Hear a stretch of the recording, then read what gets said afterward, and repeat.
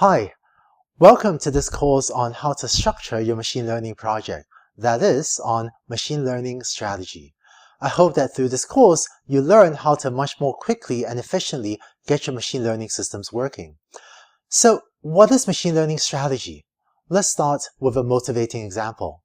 Let's say you are working on your CAD classifier, and after working it for some time, you've gotten your system to have 90% accuracy, but this isn't good enough for your application. You might then have a lot of ideas for how to improve your system. For example, you might think, well, let's collect more data, more training data.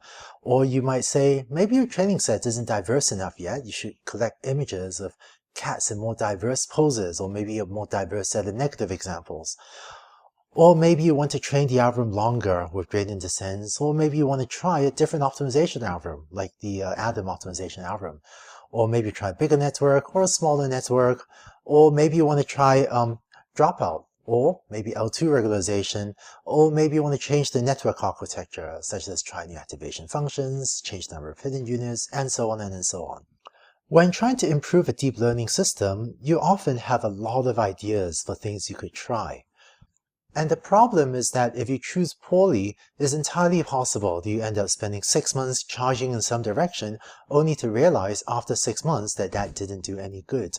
For example, I've seen some teams spend literally 6 months collecting more data, only to realize after 6 months that it barely improved the performance of their system.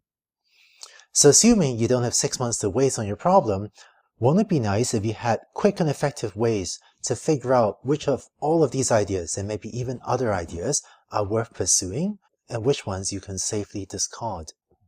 So what I hope to do in this course is teach you a number of strategies, that is, ways of analyzing a machine learning problem that help point you in the direction of the most promising things to try. What I'll do in this course is also share with you a number of lessons I've learned through building and shipping, large number of deep learning products. And I think these materials are actually quite unique to this course. I don't see a lot of these ideas being taught in universities' deep learning courses, for example. It turns out also that machine learning strategy is changing in the era of deep learning, because the things you could do are now different with deep learning algorithms than with previous generation of machine learning algorithms.